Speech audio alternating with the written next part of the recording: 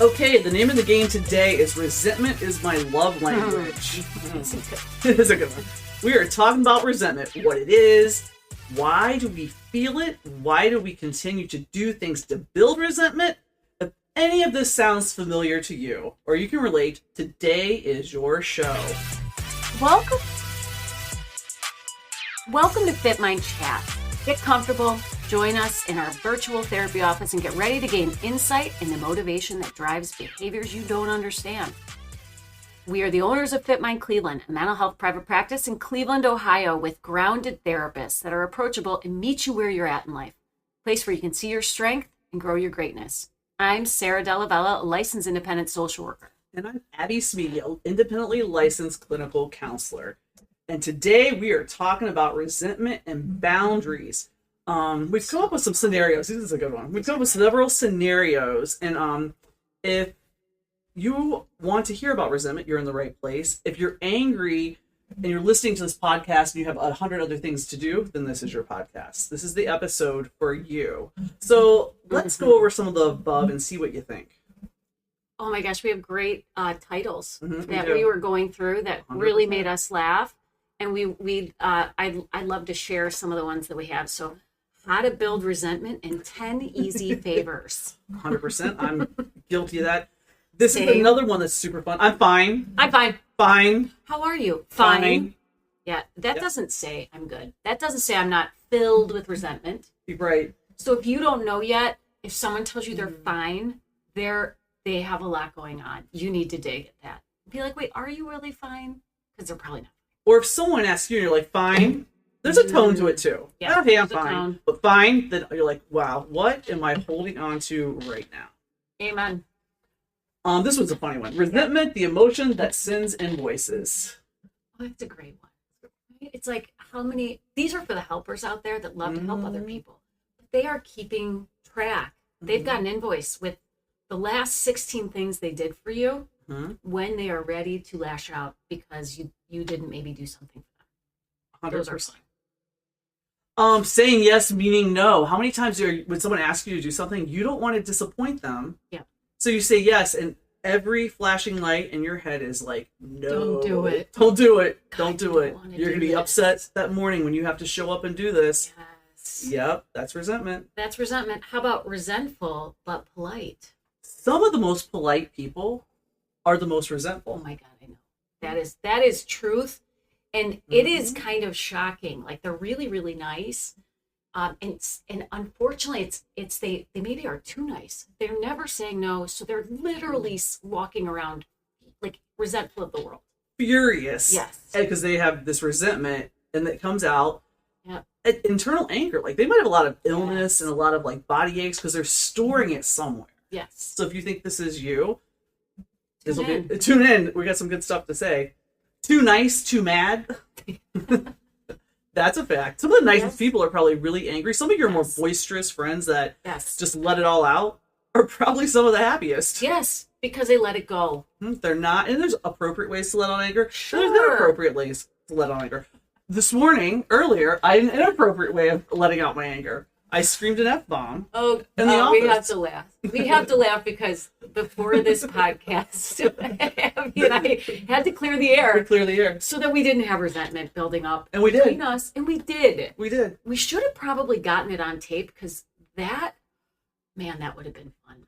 Well, I do feel you're one of the few people in this world that I can go back at, like, Yes, you can. and be like, you're not going to hold on to this. No. You'll be okay with it. Oh, 1,000%. If I would have came in and been like, I'm fine.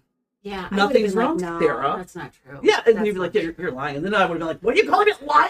I mean, we've had how many years of being like, we've blown up at each other how many times? I mean, we've had a lot. We've had those. We've had but some we've let it experience. go. Yeah. And we're not saying blowing up is always, but blowing up happens when we It hold does. resentment. Yes. So we tend to kind of go back and forth, knowing we're never going to have resentment. Yeah, and like I do like what Esther Perel says. Like sometimes it's not the how you fight, it's just that you do. So I think that's the other thing that might be good is that you and I both maybe accept the way we fight with each other. Right? Yeah. We like is just that's sort of who we are or how we are, Right. and it's not something that gets held on to. So that's good. I will say I don't feel hurt. I But I don't feel feel it's like I feel like my adrenaline goes. I'm like, oh yeah, let's Absolutely. go. And I don't know. We're more fight on the fight or flight scale. Right. And that probably works because then neither one of us, I get you and I think you get me. Right. So I'll be like, I'm going to hold on to this for a minute. yes. I'm mad at you. I'm hold on here. Oh my God. The best part when she's saying, I wasn't even mad when I came in here. I need to get up and walk away. It was so funny. I know, because I calmed down. But okay, Fully. to kind of give you a little background, Yeah. like I had walked in earlier and I had 2 hours to like settle down. There was a scheduling conflict. Yeah. If you want to take me to a level 10 of like frustration, when my schedule gets jacked up, it will throw me for a loop. Yes. Fair. I've been working on it for years. And that's true. And I've seen minimal progress. No, there's progress. Hopefully There's progress. You just sometimes need to say, fuck, out of me, and then you let it go. And then you had 2 hours. And you totally let it go. I did a mundane task. Yep. But Sarah had been in session, so she had not had a chance I hadn't processed it to process it. Like I wasn't. Mm-hmm. I was pretty okay. And I came in and she made a statement. I'm like, I'm not mad at you. Fine. No, I'm mad. I need to take a walk. I walked 3 steps, grabbed my water, and then came back. Yeah, and here we are. See, there's ways to not build resentment. That's not going to build resentment. It is not comfortable, right? But it always leads to a clean slate and a lack of resentment. I say clean slate. What I really mean is there's no well of resentment building. Mm-mm. And that's really important in relationships. Well, I think it's comforting to know, like, oh, I can be mad at you. Yep. And you and I'll go toe to toe on it. And we'll still be friends. We'll still be friends. I agree. Like it works. And I think there's some people, like if you're one of those people or you have a friend that's someone that you get upset with and you try to talk it out, work it out, yell it out, scream it out, whatever it is, and you can't get past it or they can't get past it, that builds resentment. And that's a thing that, like, what we're talking about today, because I feel like we've been talking a lot about finding joy and not doing what we think everyone wants us to do. And resentment kind of falls into that category because it happens whenever we do things that we really don't want to do. Yeah. I mean, that is a really good point. We are trying to build and like maybe have some continuity between our chats. And saying yes when you really don't want to, or saying yes and overloading yourself and your schedule, and it starts building resentment and silent anger. And checking in with them, is resentment your love language with your partner?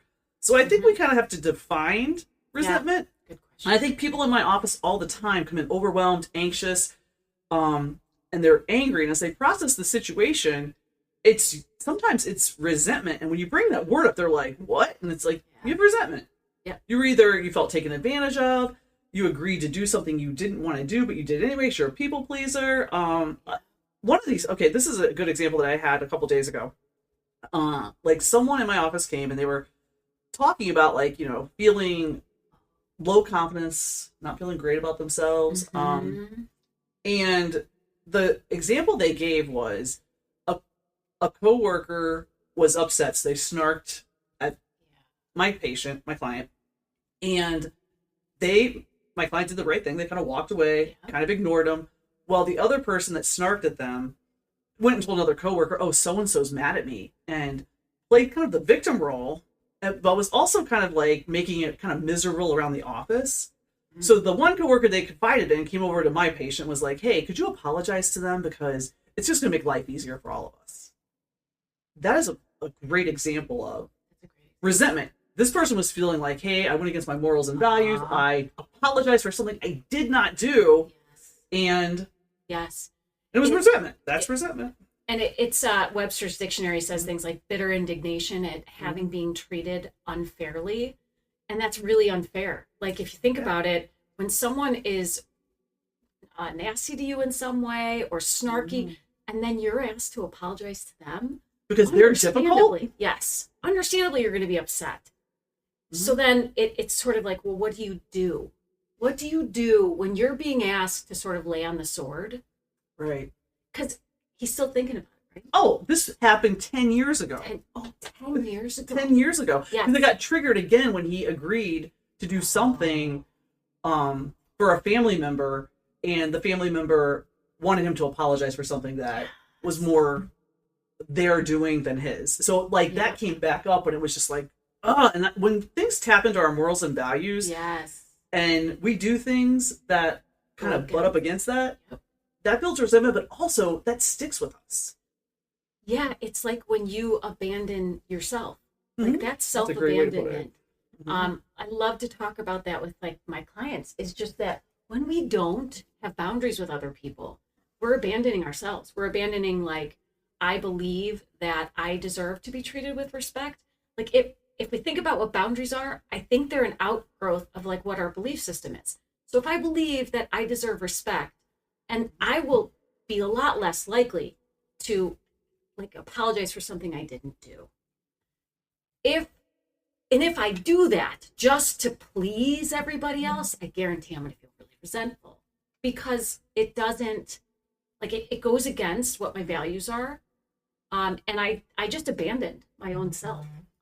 I think one of your qualities is that you can't let that happen. I know I can't. Like, no. I will try to suck it up and not say stuff sometimes, because it's like, okay, path of least resistance. Yes. Here's an example. This weekend I was at a hotel for a travel meet for my daughter, and my key card wasn't working. And it wasn't working on my phone. It wasn't working. So I go down the front desk. I have AirPods in. And the woman proceeds to tell me that it's not working because my AirPods demagnetized it. And I'm like, oh, no, it wasn't in my purse. Like, no, because they're in your ears. That's not true. What? So I was going to walk away from this, and I was like, no. I'm going to think about this later. Yeah. I had to go back and be like, that's physically impossible. What you're saying is not true. Yep. And I kind of made a joke about it, but also kind of like, just take accountability. Like, your key card's not, it's a key card. It's not working. Like, why make it up? Right? And like, if I feel like, I don't know, if we had superpowers, it's like being like, no. And if it's not going to if that's not going to bother you. Yes. Walk away from it. Sure. But for me, I'm like, no. That's going to bother me. It's going to bother me that I'm being blamed for my key card not working with a ridiculous excuse that my AirPods that are in my ears, if my AirPods are demagnetizing, then the whole hotel's screwed. Like, let's face it. Right. So I think like it's those things, and you have to decide, is that something that's going to bother me or not bother me? And that's the thing where it's like, you got to know yourself. Mm-hmm. You do have to like pay attention and be like, this is going to, and here's the thing, you don't have to like, you didn't go about it aggressively. You just need to say, that's actually just not true. Right. Like, and I mean, I think my fault is like, I'll make a joke about it. I'll joke about it where I should just like, yeah, it's not true. Humor. Physically, I was like, oh my gosh, I go, everyone's in a lot of trouble then because I'm demagnetizing a lot of cards. I think though that could be like effective in some ways too. Right. Because, like humor could be an effective way to kind of like call it out and feel good about it. Right. About yourself, about like, just like, hey, that's actually not true. But it's not like, so this gets into, why do we not do it? Like, yeah. What you're responding to, or what you're saying is like, you and I are not really conflict avoidant, typically. And that's actually a good thing, guys. So I think like a lot of times people are not maybe saying what they really think. They'd rather abandon themselves than another person. They'd rather please another person. Yeah. Because they just want to avoid the conflict around it. I think that's huge. And I think you made a good point. We were talking about this, is giving away your power to others when you try to make them feel happy because you're afraid of conflict. Yeah. You do. And like, not only that, you like can't deepen your relationship. I say this to couples every time. Conflict is not a measure of like the unhealth in your relationship. It's actually the measure of the health in your relationship. You have to have disagreements. You're two individual people with two different ways of thinking, seeing things, feeling about things. It is naturally going to lead to different disagreements, differences of opinion, right? So if you can talk openly about it, now the how is something I help people through all the time. Absolutely. Like, it's if something doesn't work for you with your partner, you got to work on, okay, we have to adjust maybe how we address it, how we approach it. Right. That I can help you with, but we have to be able to do it. There's no getting around it. There's not. And I feel like that's when a relationship's in a really healthy spot. Yeah. That you can agree to disagree. Yes. You can have conflict. Because I feel like people have like really negative views of conflict and manipulation. These are both things we do every single day. And it's okay. And there's ways that we frame it. We put judgments on it. And because it's all freaked out, like, oh my gosh, I've got to confront this person on. I guess in therapy we get really desensitized to it because I confront patients every day. Like, I mean, so like, there's no fear around it. Yeah. Like, I mean, but sometimes if the stakes are higher or there's someone that you're like fearful of like confronting, usually someone in a power differential. Yep.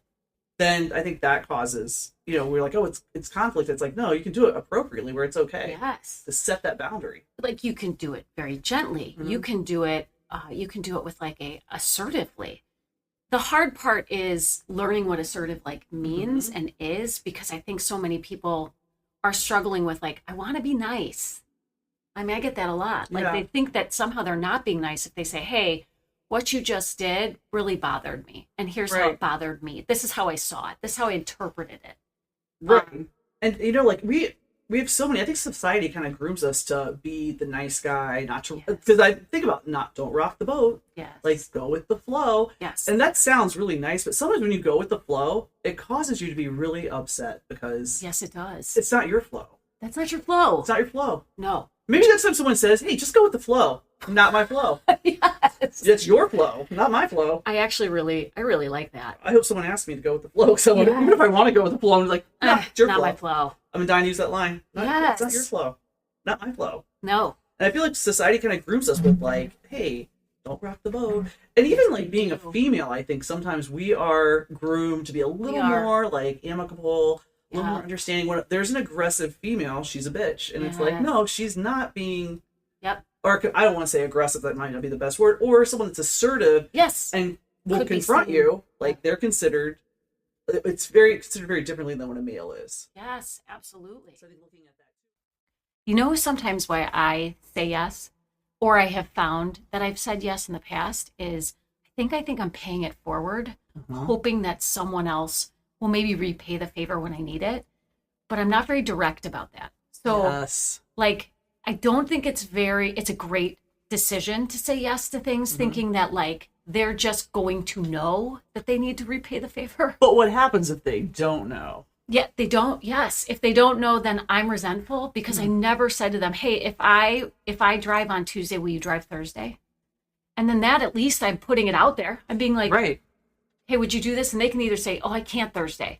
Maybe I could take Tuesday instead. And you can go, whatever. Okay, now we have to negotiate That feels fair. That feels more fair to the person, instead of me like thinking in my own mind that when I say yes, the other person's going to feel like, oh, I'll repay her. Right. Like, that may not be on their radar. They might be like, oh, sweet, I don't have to drive. Sweet, I don't have to drive. Yeah. I agree. A lot of times we're our own makers of our resentment. Yes. By like not verbalizing what it is we need in it, or verbalizing, hey, this is my expectation. Yes. Even if you put it out there and the person's like, yeah, sorry, I can't do it. I have less resentment because I know going in, they're not going to do it. Yes. And okay, well, I'm still deciding to do this, so. Yes. Yeah, and I like when people are really open about, I can't do something, but I could do something next week. Right. And then I feel like, okay, we're being very open about like, I could do it now, but I can't do it then, or whatever. And now we have really open, direct communication, and there's no mind reading involved, which is not very helpful. And the other point I wanted to make is assuming. Assuming is another hot topic in the therapy room, is we get real upset because we assume others can read our minds. Yes. And when they can't, we get upset. Totally. So checking back, I always say every assuming, check the facts. Check it. And just like, hey, can you drive Thursday? If I drive Tuesday, you're checking the facts. You're not just assuming this person's going to pick up and drive. Yes. So I always think check the facts. So if you don't know the answer, checking in and getting it is going to relieve a lot of probably anguish and negative feelings that you might have. I think 95% of anxiety sometimes is assuming. We're all thinking about something that's going to happen. Yes. We're assuming something's going to happen that may not happen. So you're wasting a lot of time and energy being upset about something that hasn't happened yet. And often it's like the worst case scenarios. You're inflating how bad something is. You are like thinking it's going to be the worst case. And that doesn't help anyone. So you just got to, by checking the facts, by asking directly, the hope is that you've now just relieved your own worry thoughts. Absolutely. You've actually just solved the problem. And I think initial responses is, boom, you're going up. And then it's like, okay, did I check the facts on this? Yes. And if I haven't, then I got to say, okay, well, I maybe I need to calm down because I didn't check. I'm assuming this. And then anxiety, I really feel like it's a huge problem with this. Anxiety, anger, resentment. Did I assume? Check the facts. I was going to say that is probably at the heart of most conflict is like, we don't even realize we've assumed so quickly. I mean, as a person, I've assumed when I haven't even realized that that's what I did. Right. As a therapist, watching people in couples therapy have conflict and the assumptions going on, it's much easier to see when it's not you, by the way. But it's much harder when it's you and you go, oh, I didn't even realize. Yeah, I totally did assume. Like, oh, okay. And then when you're able to say that, it probably is like, oh, okay. That like lets the other person know, oh, okay. Yeah. That makes me feel better. Yeah, I check the facts. This is not what you're thinking. Yes. I also think, like, a lot of times I'll get a look. My kids notice this on me. I'll get a look on my face, and they're very receptive of it, and it's internal. I'm thinking of something that has nothing to do with what's going on around me, but I'll like, I don't know, grimace. You have a like, facial, like roll my eyes. Like, yes. And that's like something that's internally going on with me, and I love it because like they'll usually be like, Izzy always be like, why are you making that face? And I'm like, oh, I was thinking about something. God, do I walk to the grocery store with some crazy eyes, grimacing? Yes. Like looking so like true. I'm upset about something. Because sometimes we get thoughts, and unless you check the facts as to like, hey, what's going on? Yes. Body language, what's going on? Body language, you can misread things otherwise. Absolutely. All right. What are our takeaways today? Okay. My takeaway. Yep. As we prepared for this and did all these things, is I can be a control freak, and I'll say yes to control the situation, to do things the way I want to do them. Yep. So I can't complain if I chose to do these things because I wanted full control over it, and I can't build resentment. I can feel overwhelmed because I put too much on my plate, but my choice. Like, I want to control it. I'm not going to micromanage people or be because I can be super annoying if I'm micromanaging. I'm going to be me, and like I'm just going to take it. But you can't be upset about it. So I think for me, it's looking at when I'm trying to control things. What's my motive? What's my motive in this situation? Why am I doing this right now? Why did I say yes? And usually I got to be okay with it. 'Cause I chose to say yes, and mine's usually control. Like I want to manage the situation. Yes. Mine would probably be more of the like aspect of I'm going to do something, maybe hoping that it's paying it forward so you'll do something in response to me. Right. And that's not fair. So how do I manage resentment around that? I recognize that that's partly what's motivating it. And I can be a lot more direct. Like, okay, Tuesdays and Thursdays, who's driving, who's not. It's just much easier. It helps clear up any resentment because, again, that's how I can create and contribute to my own resentment by not being direct, by sort of expecting people to read my mind. And that's not fair. So I think that's, and I think coming out of that is like, just be super open and direct. Right. And don't be worried about setting boundaries, and try to set the boundary. Once you set it, it feels pretty good. It's not scary. Like it's with anything with anxiety. It's exposure therapy. It's setting that boundary. See what happens. The more you practice it, the easier it gets. Oh, yes. So if you're struggling around that conflict and it feels really overwhelming, remind yourself that you'll get better with every practice episode you have. Anytime you have a chance to do it. And when I have an interaction with someone that has good boundaries, I always feel pretty good about my interaction. I'm like, I don't think poorly of them. I'm like, wow, I'm pretty impressed. You had great boundaries. You set a boundary with me. And you don't have to question because you know where they stand. That's the other benefit, guys, of like setting good boundaries is that people don't have to question where you stand. Yeah, they don't wonder.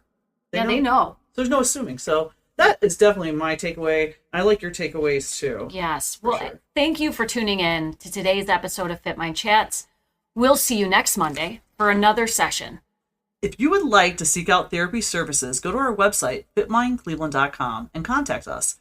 If you could please leave a rating, a review, and share our podcast with family, friends, enemies, or anyone that needs it. We want to bring mental health access to all people that can benefit. Thanks so much for listening.